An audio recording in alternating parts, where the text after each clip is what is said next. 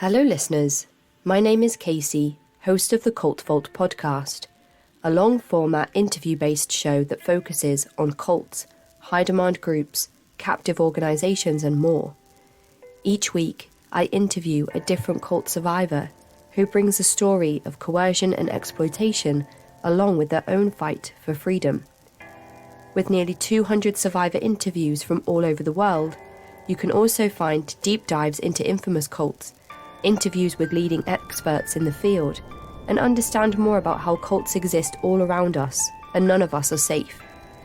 Each month, I feature a different author on the show who has penned a compelling memoir about their cult experiences, which we discuss at length on the show, with copies of their books available to listeners. You will never be short of insightful and moving content here at the Cult Vault podcast, available on all major platforms.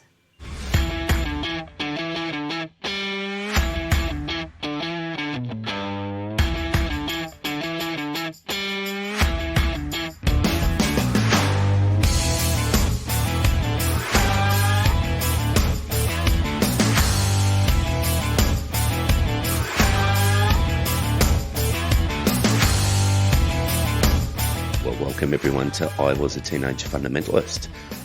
We say this quite often, that we're excited about today's guest, but today there is a lot of excitement and we're up Australian time at 5:30 in the morning. That's how excited we are to welcome our guest today. And Troy, I'm going to throw to you to introduce our guest, because this is someone who has been very instrumental in your deconstruction over time.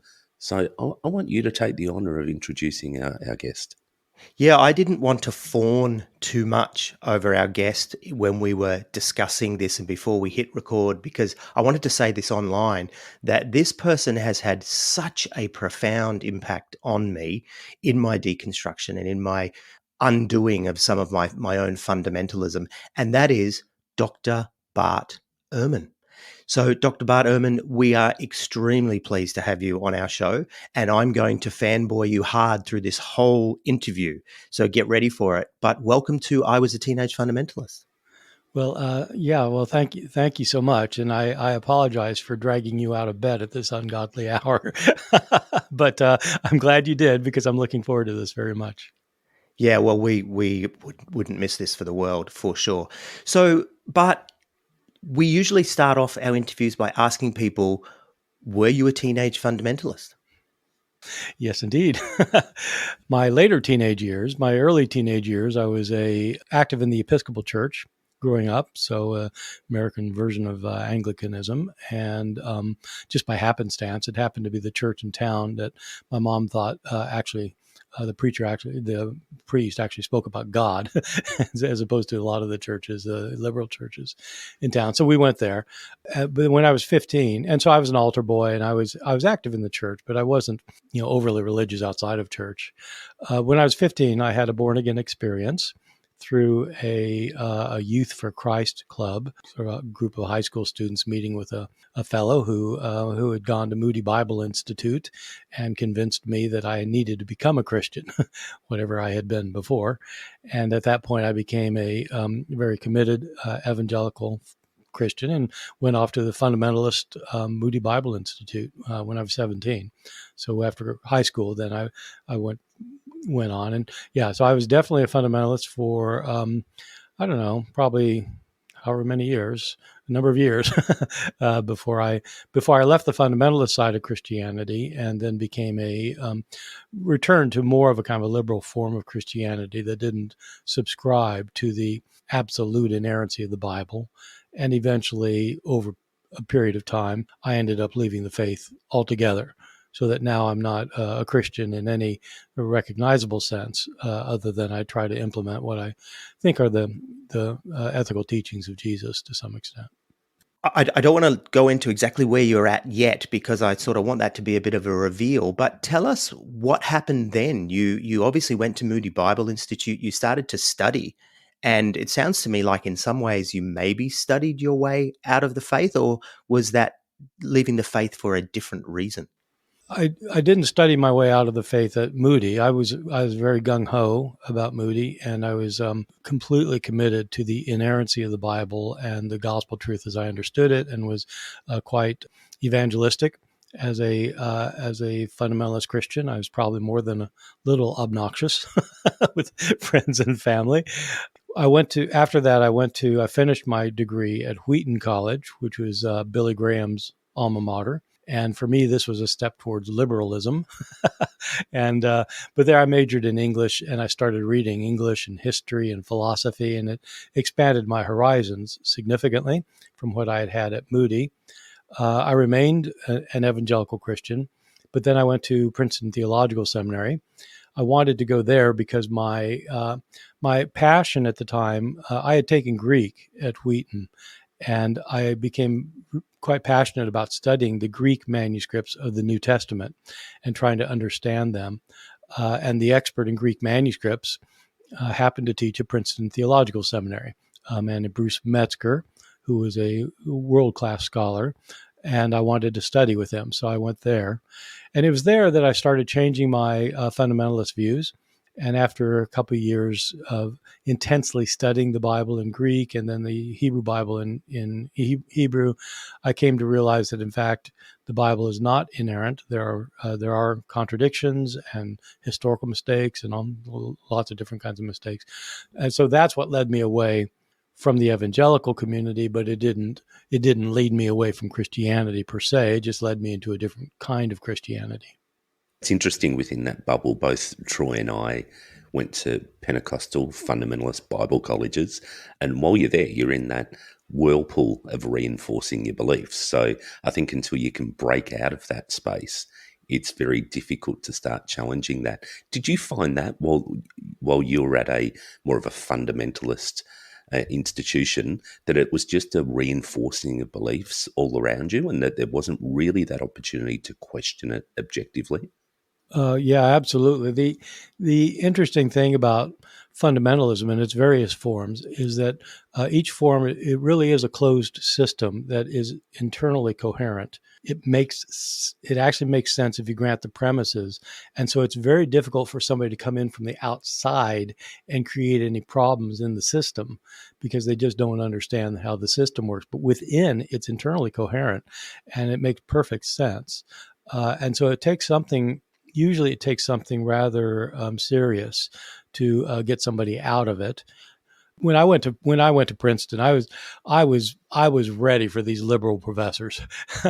They're going to say Moses didn't write the Pentateuch, and they're going to say this, that, and the other, and I'm ready for them. I had all my arguments lined up because I'd been very big into apologetics when I was at Moody and somewhat at Wheaton, and so I was all geared, But sometimes somebody will open up, and once you open up to alternative views and actually think about what you yourself are presupposing, if you're willing to change your mind about something, then sometimes, something will change your mind.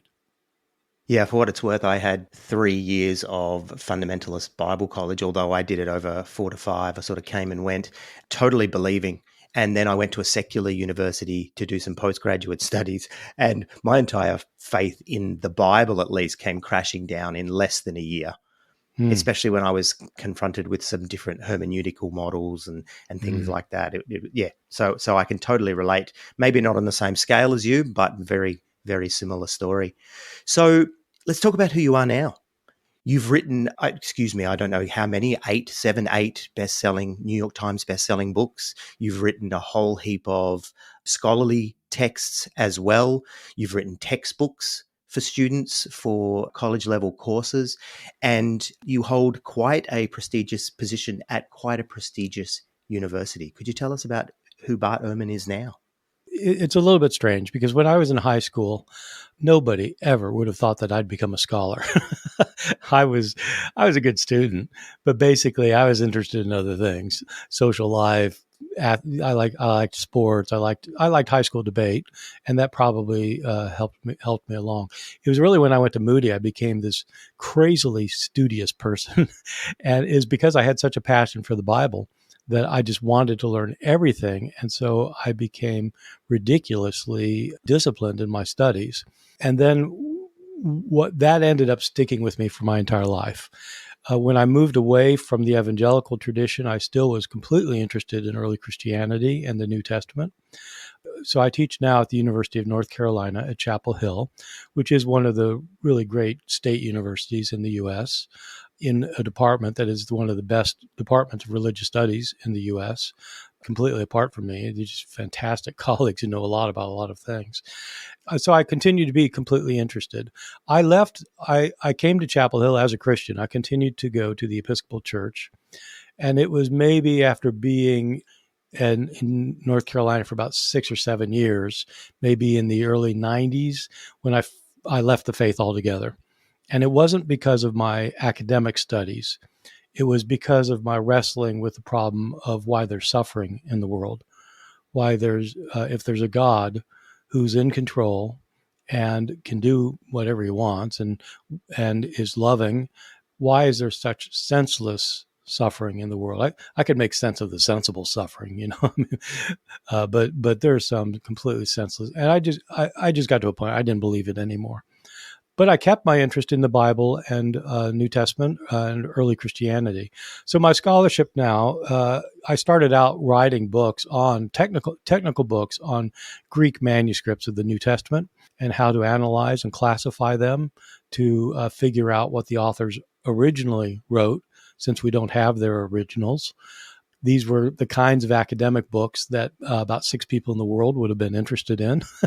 And then a publisher convinced me to write a textbook for college students on the New Testament. And I thought, well, that'd be fun. That could be a book without any footnotes. Wouldn't that be wonderful? And so I did that, and it ended up doing well. And so they ended up asking me to do a book for a general audience. And so I did a book for a general audience. And then so after that, I've been writing textbooks and serious scholarship and books for general audiences, all about various aspects of early Christianity, not just the New Testament, but that's certainly probably my major area of expertise. But most of my teaching now and most of my publications are actually on Christianity after the New Testament period. Besides the publisher asking you, what motivated you to start to write books for a popular audience then? Because, I mean, let's face it, that has really expanded your reach. Oh, absolutely. I had no interest in it. I had no interest in writing a textbook. I'd vowed when I was in graduate school, I am never going to write a textbook, and I'm never going to write a popular book about Jesus. I just ain't going to do it. I mean, this is like my determination. And so when they asked me to write the textbook, this is Oxford University Press in the U.S. out of New York. And they first asked me to do it. I said, no. Called back a couple weeks later. I said, yeah, it's still no. And finally, they talked me into doing it. And once I did that, I realized part of my goal as a scholar, even though I was doing these technical Greek manuscript things that nobody's interested in, even though I was doing that, I did have an interest in spreading what I knew to a wider audience, which is why I liked undergraduate teaching. And so I loved having these classes. I would have classes of 400 students, and I would think, this is fantastic.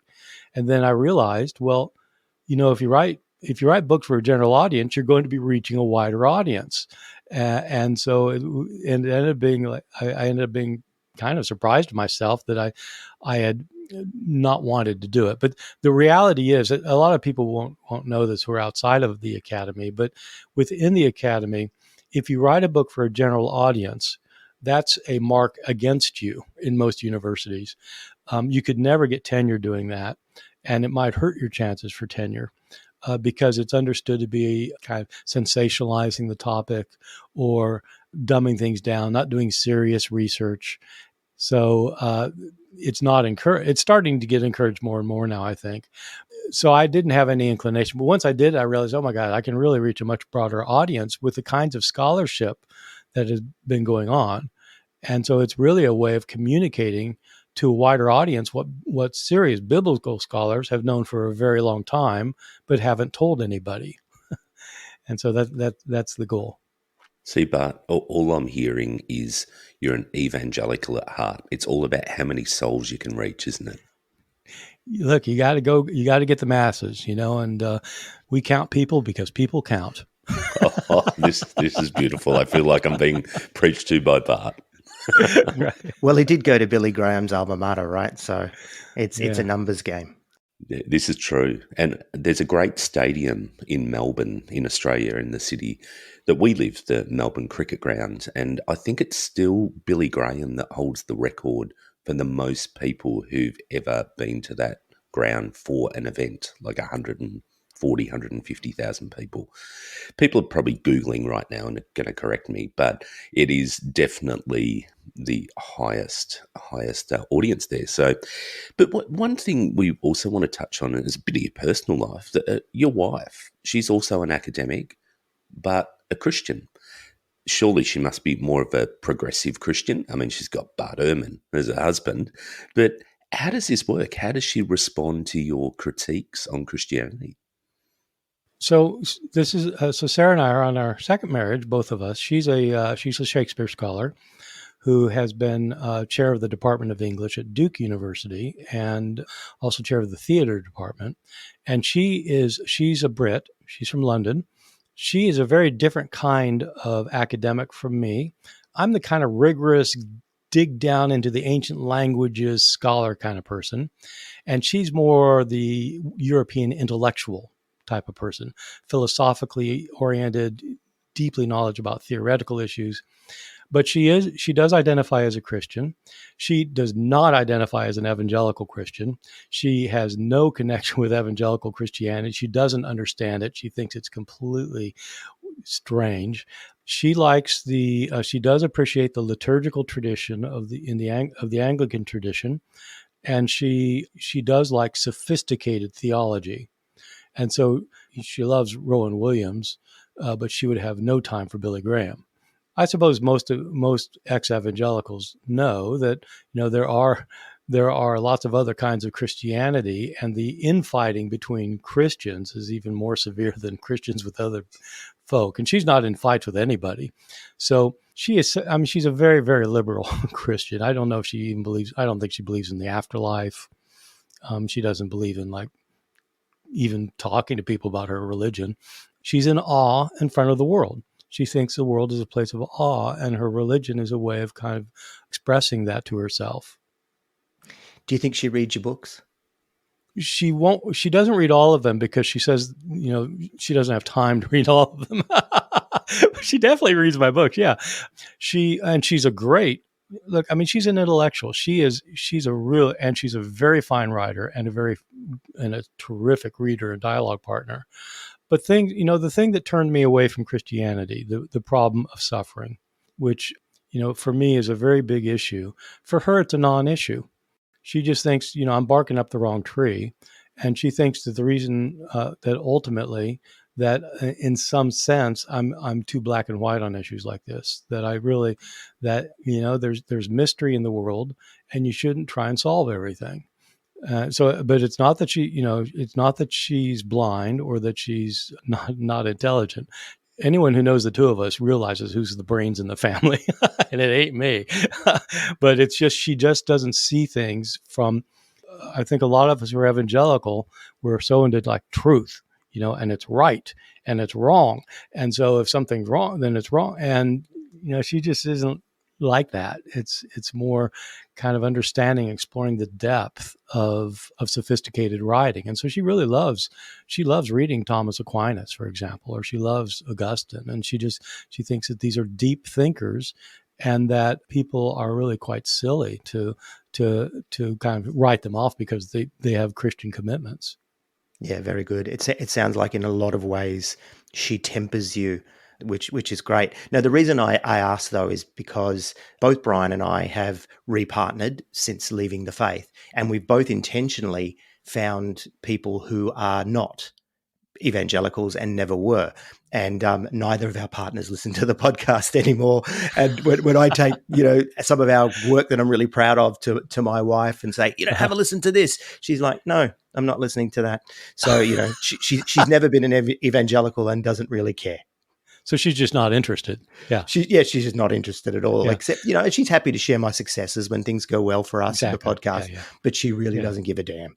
Okay. Well, Sarah does listen to my podcast without any prompting. She just tells me, "Oh yeah, I listen to this," and she just does. I think it's because my host on my podcast is a Brit, and so a woman, a Brit woman, and she kind of likes that. Oh, so it's someone that speaks English. Yes, exactly. Speaks real English. In terms of your scholarship, in terms of your position within the academy, where do your views position you in relation to other biblical scholars? And I'm asking this because people are going to be saying, is he an outlier? What do the bulk of biblical scholars believe? Because I know that a lot of people want to write you off. There will be ad hominem arguments against you as a person and against you as a scholar. And we've actually seen some of those in our Facebook group, which really annoyed me, to be honest, because as I've already said to you, I'm a fan. And I'm like, well, let's just stick with the arguments rather than attacking Bart. But I would like to know, are you among the majority, your views? Does that position you among the majority of biblical scholars, or are you an outlier? Well, I'd say most evangelicals don't think I'm an outlier. They just think I'm a liar. And so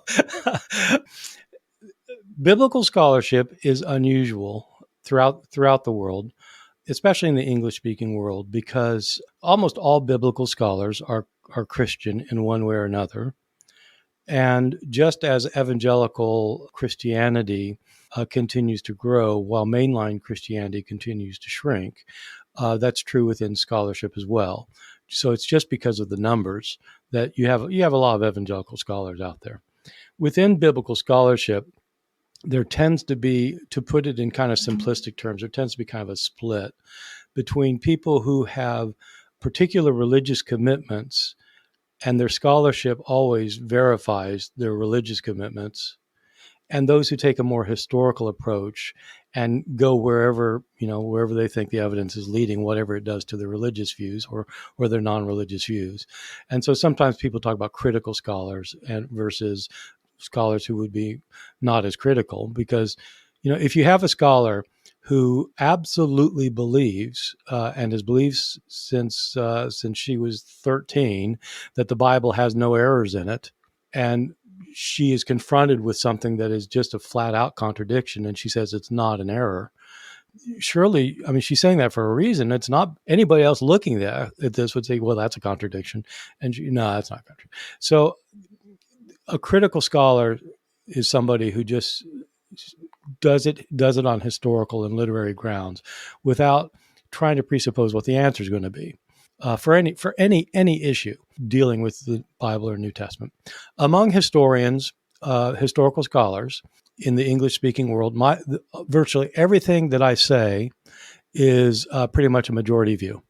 And this is not, I mean, so like if you go throughout the United States and you just go to any major university that is not an evangelical school or possibly a conservative Roman Catholic school, if you go, but even there, even including those with the major universities, the views that I stake out are either the ones that most people have or the ones that most people, if they don't have it, they have no problem with it, particular problem. They just think it's wrong, but it's not wrong. It's one of the options they think is less probable. And so that's just true up and down the line. So I wrote you mentioned my textbook that I wrote. I wrote it back in the 90s. It got published in, I think, 1997. And so what is that? However many years ago that is, 26 years. It's been the number one seller in the market all those years in universities and colleges in North America. And so it's not being used because people disagree with it. It's because it's presenting the mainline views. People don't want to believe they're the mainline views because they want to think that, well, you're this radical atheist teaching at a liberal school. And it's just not true. I mean, there are things that I say that are controversial, even among scholars, but the basic lines I take on just about everything. The New Testament has contradictions in it. The Gospels have non-historical material in them. It's difficult to know what Jesus said and did. Some of the letters of Paul, the claim to be written by Paul, were not written by Paul. I mean, you just go down the entire list. This is just standard stuff that's been around for decades. And the reason people think it's weird is because they've never heard it before. And they haven't heard it before because the people who write books about the New Testament and Jesus have tended to be evangelicals or people with conservative views. Scholars simply have found it difficult to communicate, or not difficult. My friends through graduate school, they either are not interested in communicating to a broader audience, or they're incapable of doing it.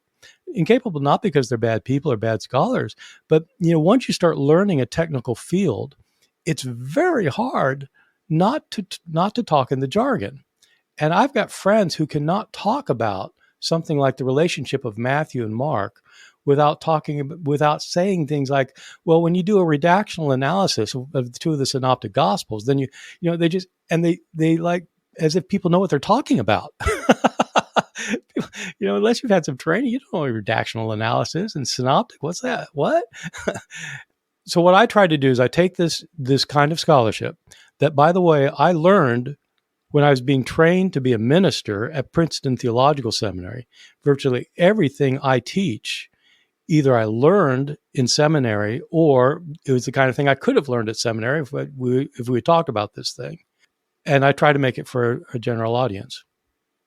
So, Bart, you were saying before that the evangelical or the Christians call you a liar, not an outlier. But what about the evangelical scholarship, the scholars? What do they think of you?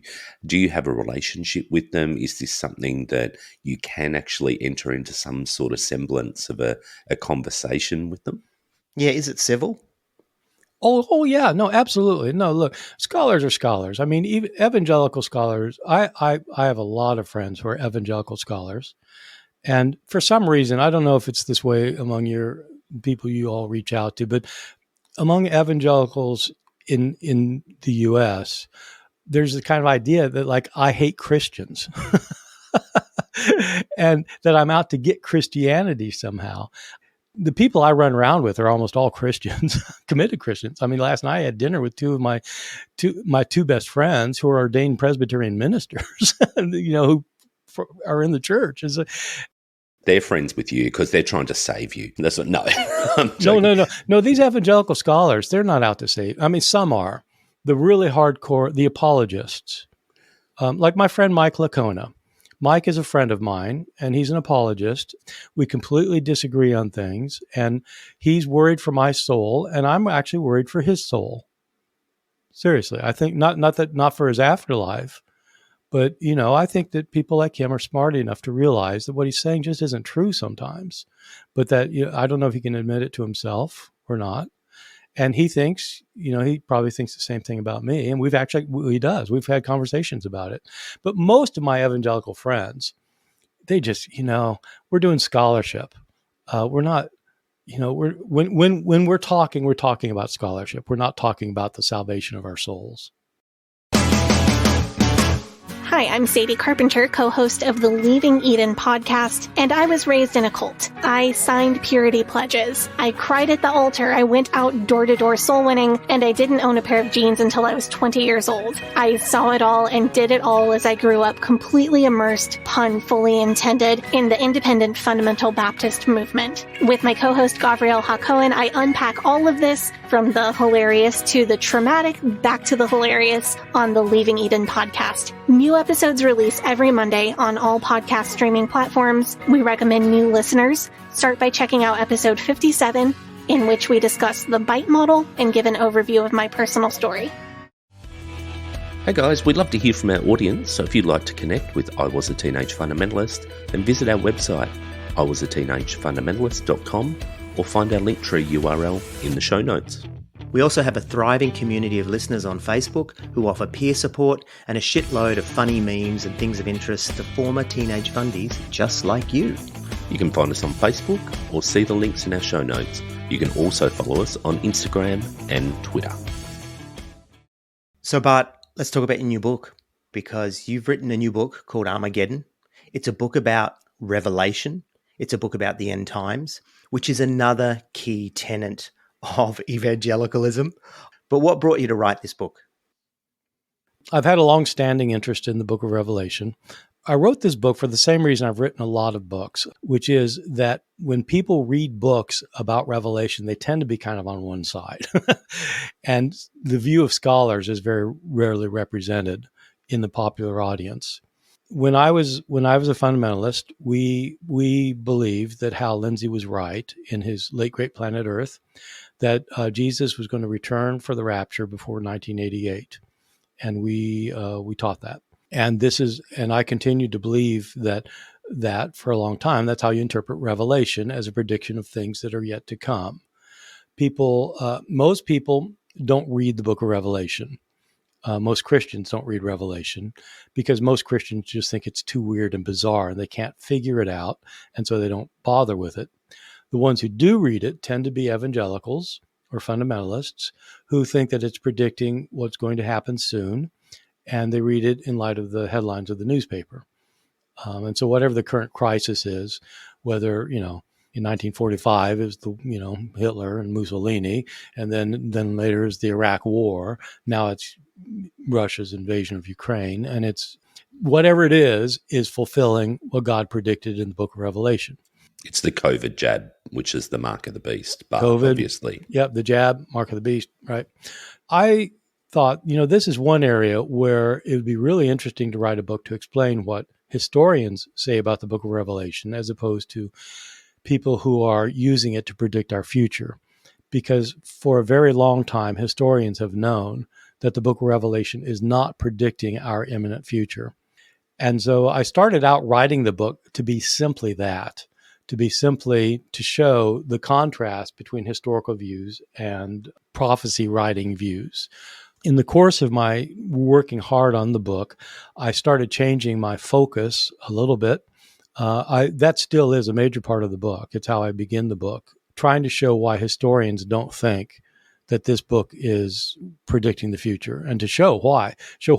It just, it's not an accident. Virtually every generation since the book was written has had people thinking, oh, now it's being fulfilled in our time, and they can use the book to prove it.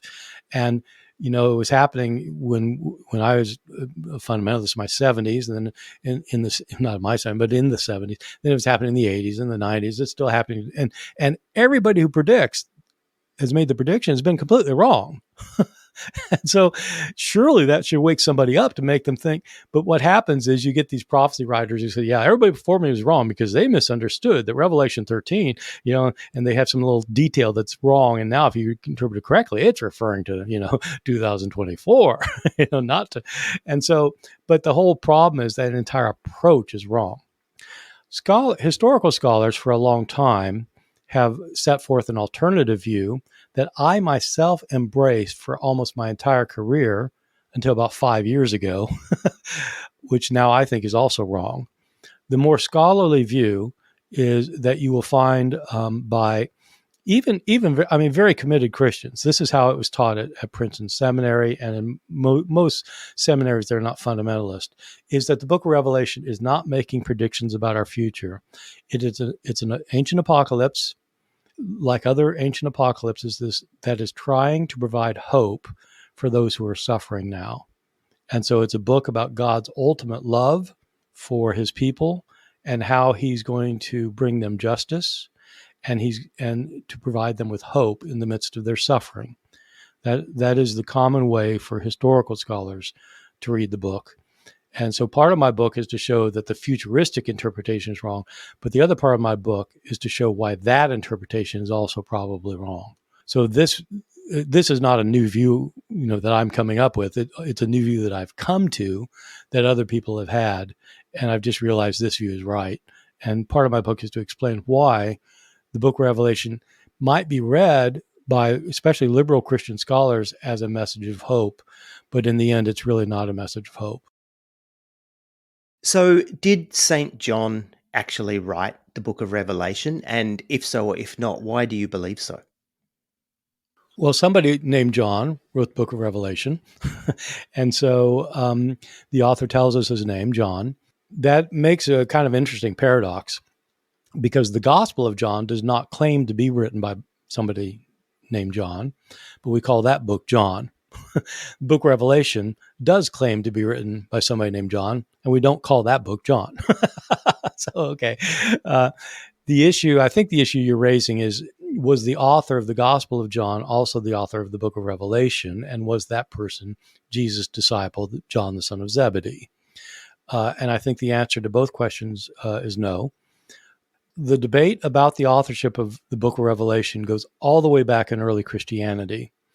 This is one of those books that had a very hard time making it into the New Testament scriptures. It was, by some counts, the last book finally to be accepted. And one of the arguments against it was that ancient Christian scholars knew that whoever wrote this book did not write the Gospel of John.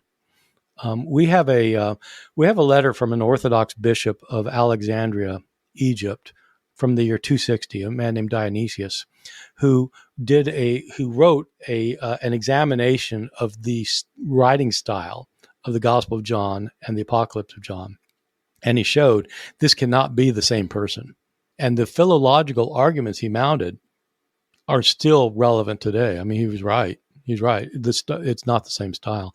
As not only not the same style, it's not the same views of much of anything, which we could get into if you really want to. But it's not that important. But it's just these two books are very different from each other.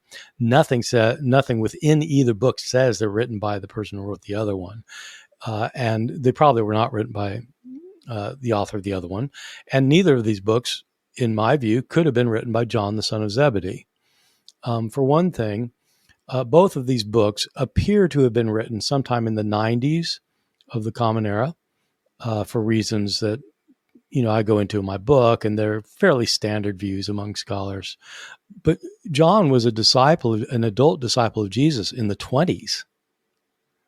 I mean, so you have these traditions of him being a very old man when he wrote these books, but really, I mean, he's in his 90s or something. Given life expectancy in the ancient world, that seems kind of unlikely. But more than that, what we know about John, the son of Zebedee, is that he was a fisherman in rural Aramaic-speaking Galilee.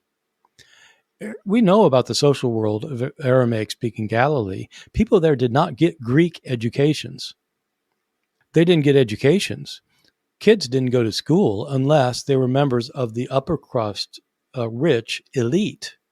And fishermen were not members of the upper crust rich elite. I think John certainly was illiterate. Even if he could read anything, he couldn't compose anything. And if he could compose anything, he couldn't compose anything in Greek. And so I don't think there's any way in the world either of these books was written by John, the son of Zebedee. What about the epistles of John then? Are they linked to either the Gospel or Revelation, or are they another author again? I have a colleague here at Chapel Hill who, by the way, is a Christian, who is writing a book that's arguing something that I had a hard time believing until I read his arguments. And he's arguing that the Gospel of John is written by somebody who's wanting you to think that he was an eyewitness to Jesus' life, and that he was not. And so it would be a pseudepigraphon, or scholars call these things pseudepigrapha. The English word for that is forgery. Scholars call these things pseudepigrapha because it sounds neutral and nobody knows what they're saying. But the English word is forgery. It's when somebody writes a book claiming to be a famous person when they're not. We call that a forgery. They used to call them pseudepigrapha. But anyway, my colleague, Hugo Mendez is his name. He's writing a book that's going to be published by Oxford that shows that the Gospel of John claims to be written by an eyewitness, but it wasn't. But his argument, really even more interesting argument than that, is that he thinks that the author of 1 John was someone else who was trying to replicate the Gospel of John, so you would think it was the same author. And that the author of 2 John was trying to replicate 1 John, and that there's a series of these forgeries, which I think is just terrifically interesting. It's a strange book, you're right. It's the exact same reflection I think I had back then. I didn't know what to do with it. So you would read it, you would go to events where there was somebody speaking who was a supposed expert, and they'd talk you through what was happening. Absolutely, back in the 80s and the 90s, when I was probably at my most hardcore fundamentalist, it was a roadmap. It was a roadmap for what was to come. The Iraqi war, as you said, broke out. It was like, all right, this is game on. Get ready. It's Jesus time. So this was but even now you see it being co-opted by even the whole QAnon space, talking about end times, COVID, lockdowns. This is a roadmap that can show us through. If you had 5 minutes with one of these people who are using this book to actually justify their behavior, their influence on others, that is in a more of a negative sphere, which generally it is, what would your summary argument be to them about the way they're reading it and misinterpreting it? My experience is that somebody who is completely driven by a conspiracy theory will not be convinced by any counter argument. And so I never try to argue with QAnon people because it's pointless. Within the Christian community, there tends to be a better chance of dealing with people unless they're, in other words, non-QAnon people or just fundamentalists who really think this is talking about what's happening now. And I think one thing I try to do is to show that for one thing, that these futuristic predictions, they really should pay attention to the fact that they're always wrong. And that you can take an author like Jack Van Impe, who wrote these books year after year after year after year, arguing that now's the time, and he'll quote something in the news. And so 30 years later, he's writing the same book. Sometimes it's the same book, literally lifts paragraphs from his earlier books saying that now is the time. And surely anybody realizes this got to be a problem at some point. I mean, how long do you go on doing that? But the other thing is that there are clear indications in the text itself that the author is not trying to write for the 21st century. The author, John, says he's writing to Christians in Asia Minor, in the 7 churches of Asia Minor, and presumably he's writing so that they'll understand something. He's writing to them. He's got a message for them. And his message for them is it would be irrelevant what's going to happen in 21st century America. There are clear indications in the text that the author is not talking about Russia or the Middle East, modern Middle East, or anything like that, that he's really talking about Rome in his day. There are clear indications of that. And so what can you do except for point people to evidence and let them see whether whether they're willing to consider something other than what they've been raised on. David Bentley Hart, who we haven't interviewed him, but we certainly discussed some of his work, and he comes from a universalist position with his Christianity, and so he talks about the problems of the Book of Revelation. He said that there were, for example, Martin Luther early in his career didn't think that it should have been included in the canon, and then later on he actually did take that sort of futuristic reading as a roadmap. But David Bentley Hart says, look, the Book of Revelation, it's lost to time. The keys to interpretation for most of what's going on in the Book of Revelation have been lost to time. Do you agree with that? Or do you think there are some clear markers that help us to interpret Revelation? I completely disagree with it. I think it's just not right. And, it's not that I've figured them out. I think that there are very clear indications of what's going on in Revelation. And there are scholars, of course. There are very fine historical scholars. Many of them are still committed Christians of some kind who have shown clearly what's going on. I mean, I'll give you an example. You want an example? I'll give you an example. So in Revelation chapter 17, John, the prophet, is shown this horrific vision of this grotesque woman off in a wilderness who is sitting on a wild beast. She's called this is the whore of Babylon, as she's known. So she's sitting on this beast, and she's dressed in this fantastic raiment, and she's got gold and silver and jewels, and she's holding a gold cup in her hand, and she's drunk with the blood of the martyrs of Jesus, and she has a name on her head that says Babylon the Great, and the beast she's sitting on has 7 heads and 10 horns, and so John sees this thing and he has no idea what in the world is this. And it's very funny when you read it in the King James Version, because the King James Version says, John says, I looked upon her with great admiration. Admiration, in King James time was meant astonishment. But what always happens in these apocalypses, almost always happens in these apocalypses, is that there's an angel next door who explains it to him. And the angel explains who this woman is. And he says that and you have hints in the text itself, but he explains, look, she's sitting on this beast that has that has 7 heads. Those are the 7 hills that the woman is seated on. The name on her head is the name of a city, Babylon. Babylon was the city in the Old Testament that destroyed Jerusalem and burned the temple.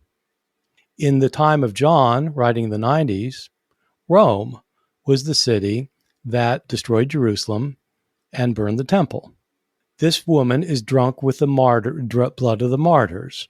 Rome and its emperor, Nero, was the first to start martyring Christians and to shed their blood.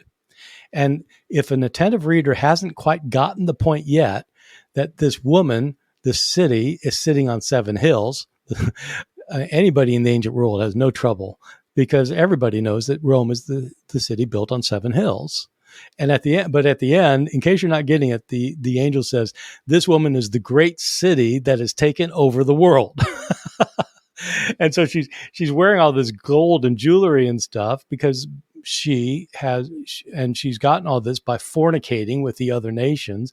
It means that Rome is economically exploiting the entire world and has gotten filthy rich, which they did. And so this is a polemic against Rome. There's nothing hidden about this. Some people think that John's telling all these things in symbols so that because he's afraid that he's being persecuted, and he's afraid that, well, if anybody knows what I'm talking about, I'll get arrested again or I'll be, executed. And so he's trying to tell it symbolically, but that actually is not it, because anybody in the ancient world would have known exactly what this is. And so you get things like that throughout the entire book. And once you realize what he's talking about, then you start finding other hints. So there are some mysterious things here, but I don't think the big picture at all is hidden. So you talk about Revelation as an apocalyptic text. Can you talk our audience through how you define apocalypse? Yeah, it's a really good question, and there are 2 components to it. There is there's a worldview that many Jews and then Christians had right around this time. It's a view that you find in the Dead Sea Scrolls, and you find it in a number of Jewish writings, not in the Old Testament near the time, and you find it in John the Baptist and in Jesus, and it's a view held by Pharisees and Essenes. It's a widespread worldview that scholars have called apocalyptic or apocalypticism. Apocalypticism is the view that the world that we live in has 2 major components of it that are fighting each other. You have the forces of good and the forces of evil. And so it's not just that there's God at the top and some bad things that happen. There are actually cosmic forces that are doing battle, and humans are caught in the battle.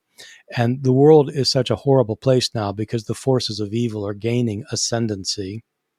But very soon, God is going to reassert his power and establish sovereignty over the earth again by destroying these forces of evil.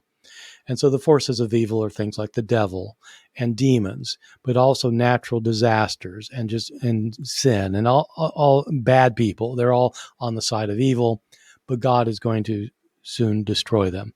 This is a view that's taught by Jesus. It's taught by John the Baptist. It's taught by the Apostle Paul. It's taught by the book of Revelation. That's a worldview, apocalypticism. The term apocalypse refers to a literary genre that embodies that worldview. Whoever writes an apocalypse holds to an apocalyptic worldview. But most people who hold to an apocalyptic worldview don't write apocalypses, if you see what I mean. I mean, it's a kind of literature. And one of the reasons that scholars have the historical view of Revelation that they have is because they realize that there are lots of books like this back there in the ancient world. Today, at least when I was a fundamentalist, we read Revelation and we said, this is so weird. This is so bizarre that it's got to be inspired by God. I mean, how could anybody come up with this stuff? And it's unlike anything. The closest thing to it would be like a science fiction novel or something, but it's not a novel. It's not fiction. And so we had nothing to compare it to. Unlike, when you read novels or short stories. Or, if you've read 30 science fiction novels, you kind of know how science fiction novels work. And if you read 30 limerick poems, you know how limerick poems work. And so when you then get a new limerick poem, you know how it's going to work. Or a new science fiction novel, you know how it's going to work because you know the genre. Scholars look at the genre. We have apocalypses that have come down to us from Judaism and Christianity. And we can analyze these. And by analyzing them, we see how they work. And they work pretty much like the book of Revelation does, which is it's a vision given to a seer that is trying to explain the horrible things happening on earth in light of heavenly realities. And these visions are always highly symbolic, highly metaphorical. They're mystical. They're called apocalypses because apocalypse means something like a revealing of secrets or a disclosure of secrets. And so the prophet sees all these things, and they have to be interpreted to him, which an angel normally interprets. And then the reader sees that everything is going according to plan, even though it's really terrible down here. It's all according to plan, and at the end, God will triumph. And that's exactly how Revelation works. In every case, these apocalypses, and so, you can name these apocalypses, second Baruch, fourth Ezra, the apocalypse of Abraham. I mean, just pick your apocalypse. You see how these things work, and they are never predicting our future. They're talking about things happening in their own time. And that brings me to the idea of the sense of the imminence of the return of Jesus. One of the things that I think we see a lot of in the way that people unpack Revelation as a predictor is because they're seeing Revelation saying Jesus is coming soon, coming soon, coming soon. And that was actually a pivot point for me with my faith when I realized this book was written nearly 2,000 years ago. And what's soon? And I actually prayed to God saying, what did you mean by soon? If you're saying you're coming soon and yet 2,000 years, and then people are saying, a day is 1,000 years, 1,000 years is a day. Well, then why is God speaking to us at all if we can't comprehend his sense of time? Why even give us a book? But how do you respond to that? The idea of the imminence being, I guess, in their time. If this book was written for then, they really did believe that Jesus was coming in their time. And were they failed in their prophecies then? Are they failed apocalypticists? Yeah. So, people have always struggled with this in Christianity, and you're right. I mean, the book of 2 Peter is dealing with this problem about why it hasn't come yet. And that's why 2 Peter says, well, you're relying on your calendar, but with God's calendar, a day is as 1,000 years and 1,000 years as a day. And I tell people who tell me that that's why it hasn't happened yet, but it's going to happen, soon. That, you're probably right. So it's probably going to happen, 3 days from now. So in about the year 2523, you can expect it 3,000 years from now. So, if a day says 1,000 years, that's still the case. Two things to say about this. One is almost everybody who thinks that this is talking about it happening soon thinks that means the rapture is going to happen soon. The book of Revelation never talks about a rapture. There's no rapture in the book of Revelation or anywhere else in the New Testament. People aren't going to believe me when I say that, and they're going to think it's one of those crazy things he's saying again. But in fact, it's not there. And in my book, I go through the passages that we all latched onto about the rapture. 1 Thessalonians chapter 4, verse 13, following, the dead in Christ will rise first, and then we who are alive. Those passages I show, it is not talking about a rapture, and you can prove it. Just look at the context where Paul talks about it. The same with the Matthew passage where, two will be in a field, one will be taken, one will be left. There will be two women that, grinding, and one will be taken, one will be left. That is not talking about a rapture, and you can prove it from the context. So we're not talking about a rapture here. Revelation is talking about Jesus coming back to destroy the world. He's not talking about him coming back in order to take people out of the world before the Antichrist comes. So there's that. John did think it was going to happen soon. And what he thought was going to happen soon is that the whore of Babylon was going to be destroyed. The whore of Babylon was Rome. John anticipated that God would be intervening in history to overthrow the Roman world and to provide and to reward his own followers, the Christians, who are going to get all the power and all the wealth. The problem with Rome is that it has the power and wealth, and it's opposed to God. It's the people who are on God's side who are going to get the power and wealth. And Revelation is about how that's going to happen. It's not just if you're a Christian for Revelation. Many Christians will also be destroyed, according to John of Patmos. But the Christians who take John's view of things will be saved, and they will be the ones who are brought into the city of God, the gold city of God. And John, at the end of his book, in six times, says it's going to be soon. And he also tells us he's writing to Christians of his own day. He's talking about the destruction of Rome in his own day. It's going to happen soon, and the kingdom of God will arrive here on earth. And yes, I mean, he was wrong about that. It didn't happen. And that's why later Christians reinterpreted it to say he didn't mean it was going to happen right away. See, Bart, this is why you're a failed fundamentalist. You talk about context, and that's a rookie mistake. It's gonna push you away from God. Don't you know that? Well, I've got to say, though, when I was at Moody Bible Institute, I had professors that said a text without a context is a pretext. They said that, but then, they weren't really paying attention to the context half the time. Quite often I came across during my time in Christianity, but also after, these two very different Jesuses. And I think it really depended for me where I was within my faith journey. Early on, it was this warrior Jesus, this, kick-ass Jesus who will come and save the world, take down the enemy, and, take them all out with his spiritual M16. Yeah, he's the American Jesus, by the way. Probably lives close to Bart in the South, right? Yeah, absolutely. Oh, boy. There's a book here in America. I don't know if you've seen this book called Jesus and John Wayne. Yes. It's about the muscular Jesus. Yeah, it's a big deal. Absolutely. Yep, totally familiar with that book, unfortunately. But also, I think later on my journey was the social justice Jesus, the gentle Jesus, the nurturing Jesus. Two very, very different Jesuses. Do you see that the book of Revelation was something that had an influence on that warrior Jesus? Or has that come from some other, dare I say, context? It probably comes from a number of sources, but the book of Revelation is where you really see it in its most bare form. There are a lot of liberal Christian scholars who have a historical understanding of Revelation and understand that it's talking about Rome.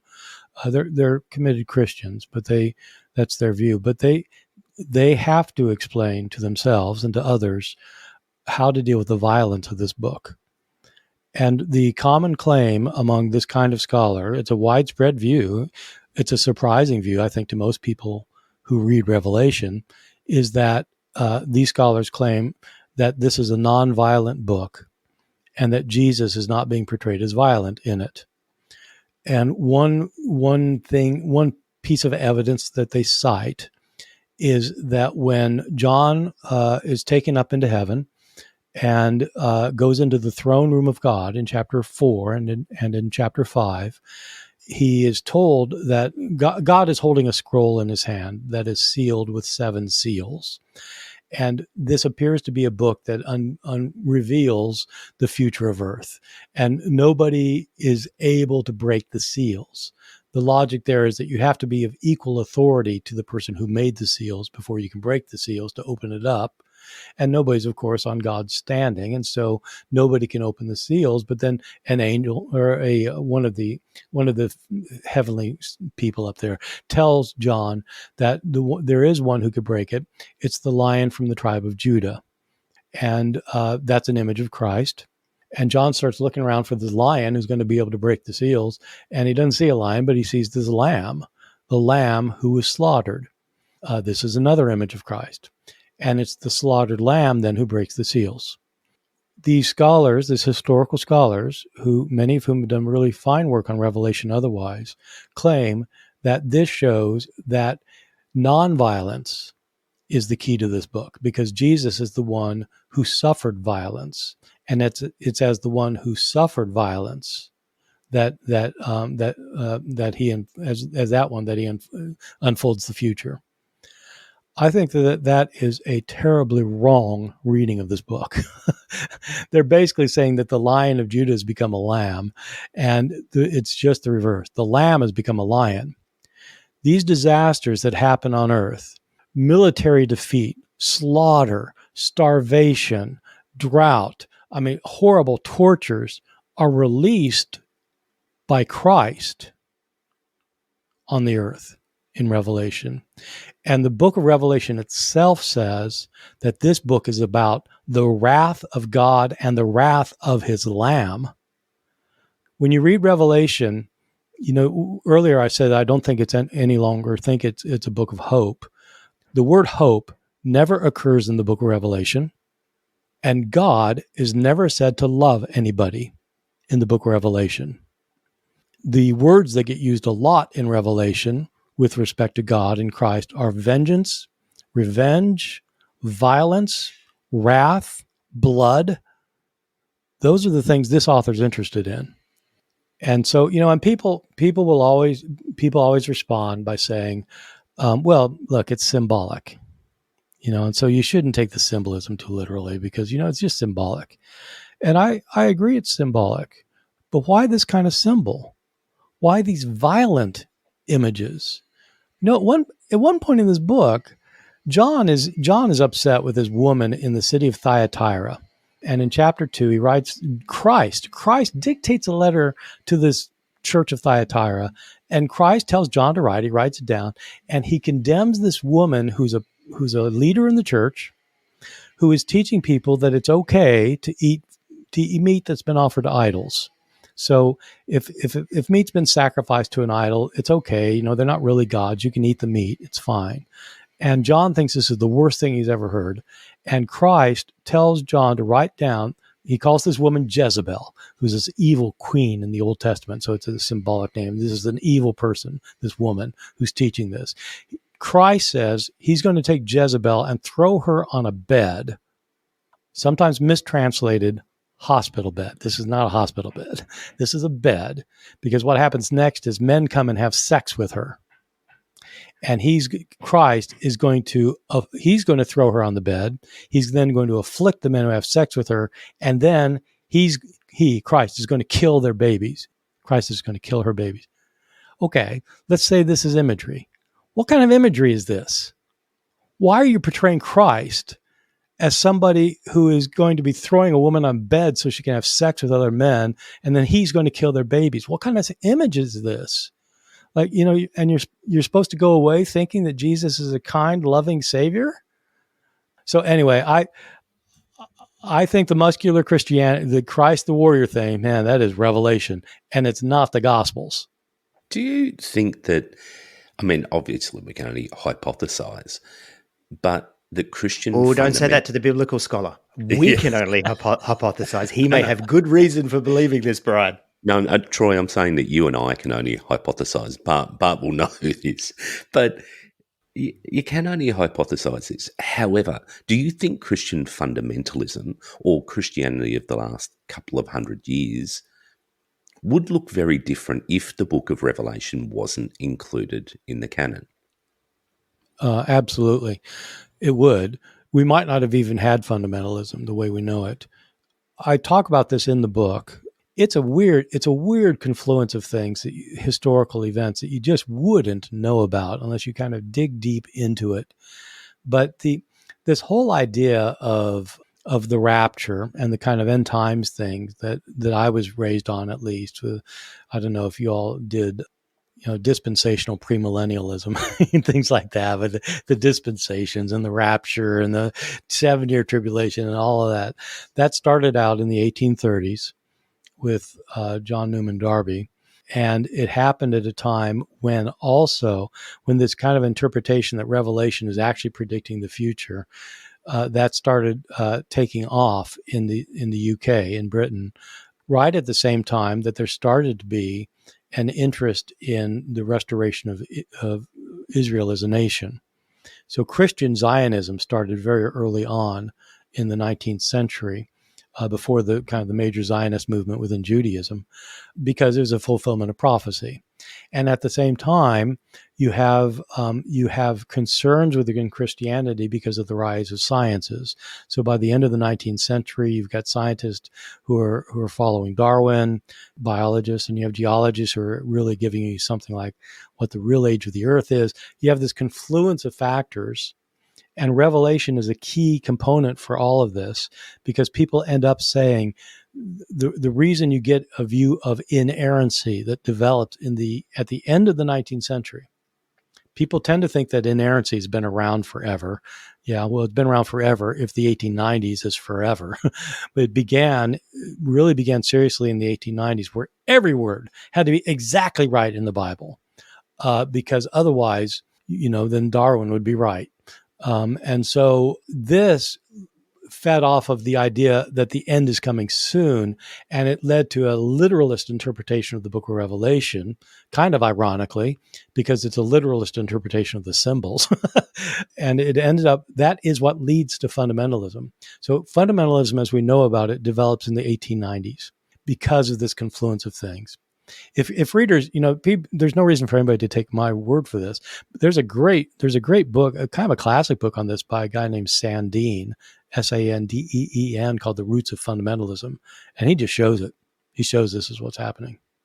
I'm a bit lost in this, to be honest. I don't mean lost as in not understanding. I mean just lost in the idea, if the book of Revelation was not contained in the canon, what a different experience we would have. And of course, that draws us into the idea of how is the canon formed, and should we trust the decisions of these people and these different councils. And I know you address this in some of your other work, but I do want to just ask you to sort of elaborate, for the sake of our audience, how is the Jesus of the Gospels, whether that's Jesus just from the book of John or whether that's Jesus from the Synoptic Gospels as well, how is this Jesus so different from the book of Revelation Jesus, and how is his message so very different?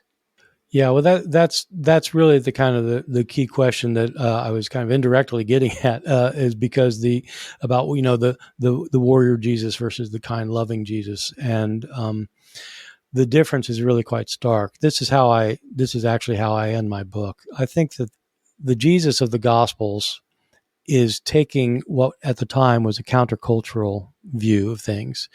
Throughout the Greek and the Roman and the Jewish worlds at the time, what was valued in terms of society was people who had power and people who had wealth were seen as superior, and everybody wanted the power and the wealth. And so striving for power and wealth was seen as a good. That's what people should do. Jesus said that, in fact, one should not be concerned about wealth at all, and that you should help others rather than using your resources just for yourself. In fact, you should sell everything and give to the poor. You should abandon everything for the poor. And in terms of power, you should not be one who tries to lord it over others. You should serve one another. You should give of yourself to others, and you should not dominate anybody, but you should serve them. So it's countercultural. Christianity as a whole ended up not accepting that message. I mean, many people accept the message, of course, but at least in this country, the prosperity gospel is thriving, that God wants you to get rich, and God wants you to take over the government and wants you to make all the decisions and have all the power. That view is not the view of Jesus, but it is the view of Revelation. In the book of Revelation, Jesus does not have a problem with wealth. The problem Jesus has with wealth is that the wrong people have it. The Romans have it, and it should be the Christians. And so what happens is the Roman Empire gets wiped out, and the Christians inherit the city of God. I think a lot of people haven't paid enough attention to the city of God the New Jerusalem that descends from heaven. This thing is 1,500 miles cubed. So 1,500 miles wide on each side and high. I think what you're looking for, Bart, there is deep and wide. Deep and wide. Yeah, boy, is it deep and wide. It goes from, in America, it would go from New York to Oklahoma City. and it'd go from Miami to Montreal, and it'd be that high. And the city is solid gold. And this is where the Christians are going to live, with jewels as its foundation and gates of pearl. In other words, they're going to be so far more wealthy. You can't imagine how much more wealthy the Romans are. And they are going to rule the world with a rod of iron. They're not going to serve the world. The rest of the world is going to bring all their goods to them and serve them. So the Christians are going to get all the power and all the wealth. And that's the opposite of what Jesus talks about in the Gospels. So it relates to your question about how did this thing get in, because it is so contrary to the portrayal of Jesus himself in all the Gospels. But people don't see it. And the reason people don't see it is because when you buy a Bible, you buy one book and it's between two hardcovers. And normally when you buy a book between two hardcovers, you expect it to be a consistent book.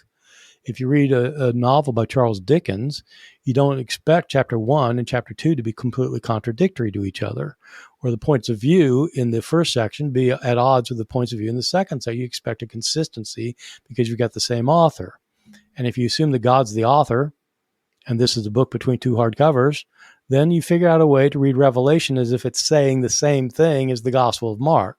And man, it is not saying the same thing as the Gospel of Mark. Yeah, well, that's why there's so much effort to harmonize.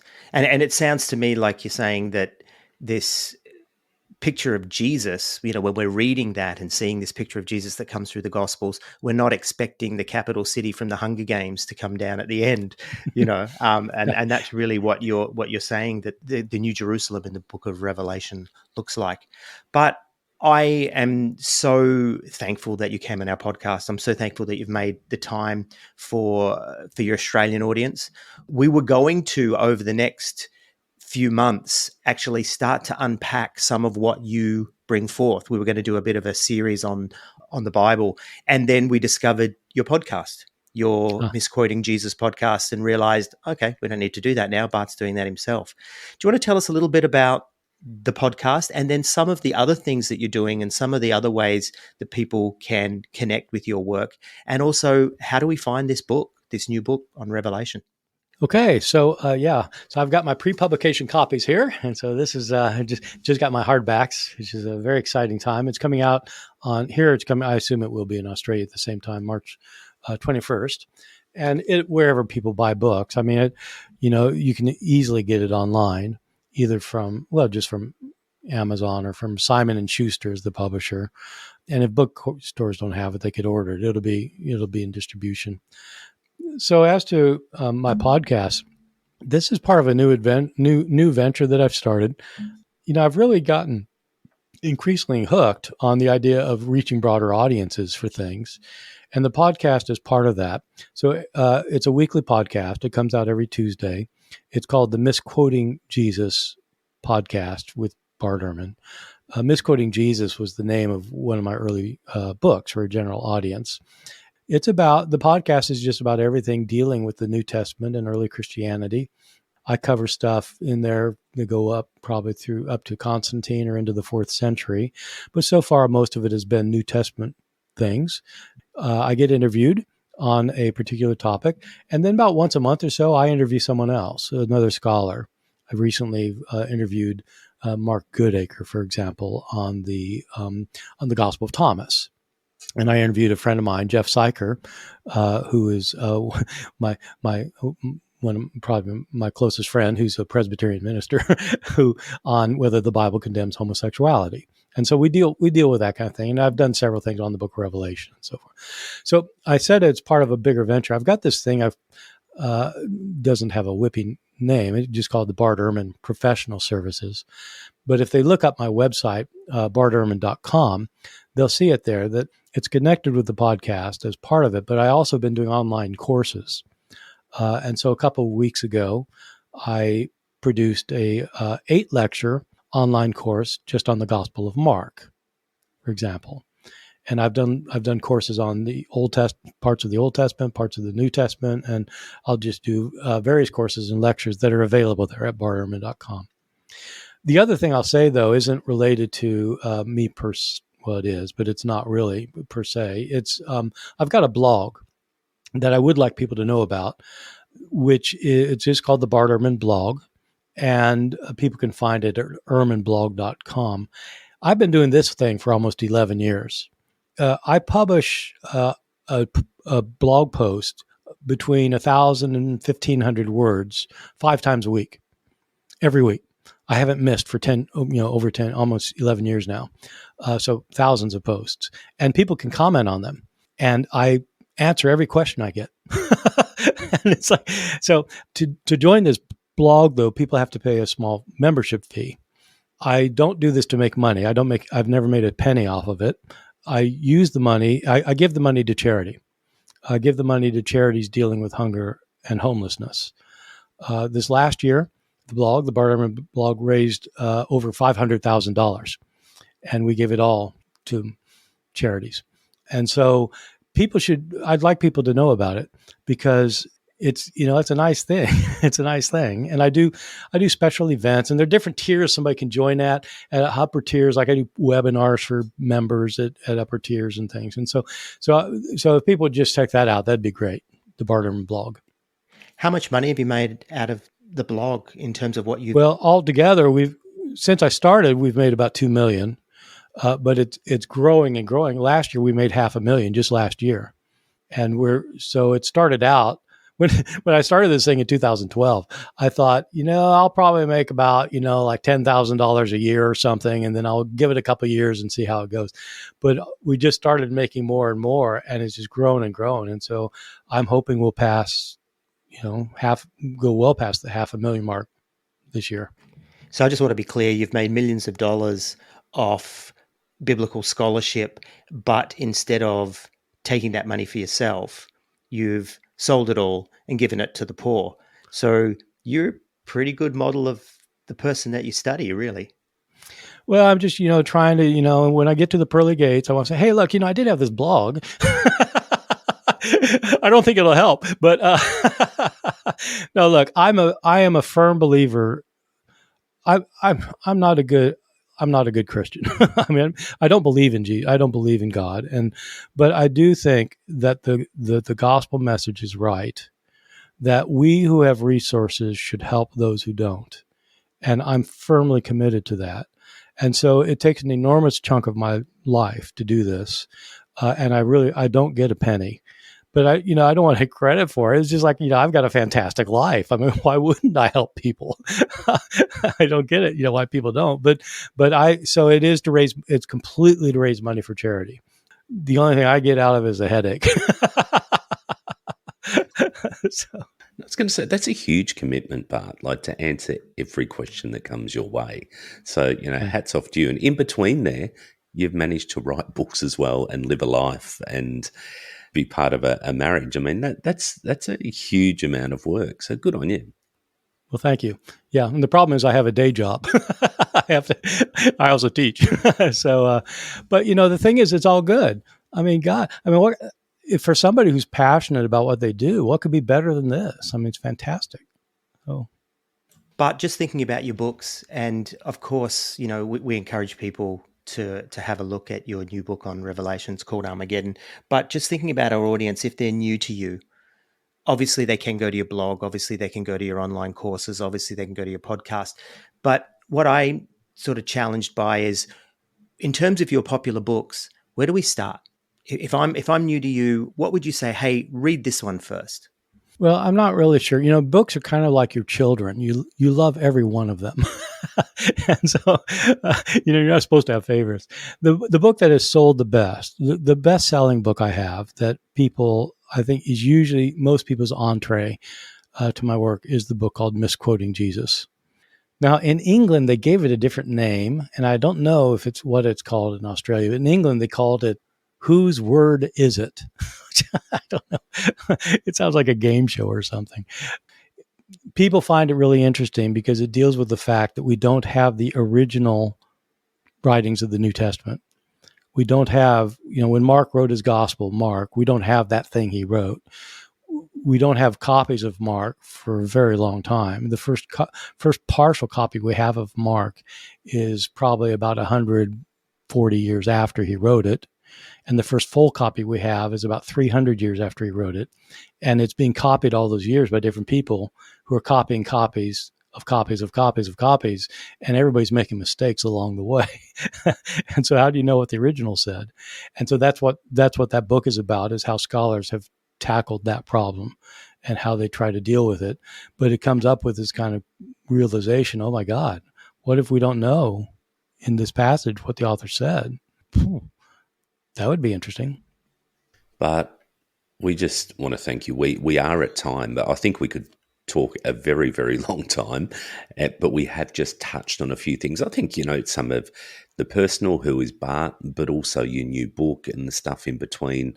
It's been an incredibly enlightening conversation, I think, too, but also just we've learned things, there's no doubt about that, but also just you've got my brain kick-started very early in the morning, and I do feel that I'm primed for the day, but there's a lot of food for thought in there. I think you really build a bridge between what was previously inaccessible scholarship to the mainstream, and even we too having, some theological training as well.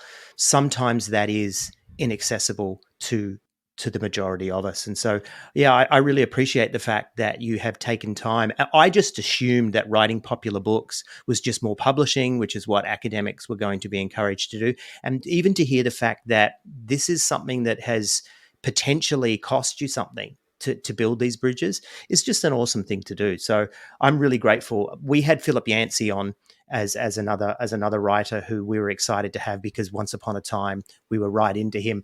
But I'm right into your work now. And I said to my wife, I'm so excited about, I'm going to start to gush now, Bart, if I haven't already, but just so good to meet you, because you really did help me with my deconstruction in the early 2000s. I came across your work, and then every time you would release a book, it just seemed to be, right on time. Okay, that's, what do I do with this issue? And then, Bart writes a book, even to the point of addressing the mythicist position of did Jesus exist? I mean, I fell down that rabbit hole for a while as well. And then it was your arguments about Jesus speaking Aramaic that just went, come out of that rabbit hole and let's join the majority now and take the position that he probably did exist. Anyway, I know I've gushed, but I just wanted to say all that to you, because you are doing such a good thing in helping people deconstruct. You've had such an impact on the evangelical space, and we are so glad that you made time for our podcast, Bart. Thank you so much. Well, thank you. Thank both of you, because it's been really great, and I love the idea of your podcast. May your viewer tribe increase. Thanks again, Bart, and you have a wonderful day. Okay, thank you.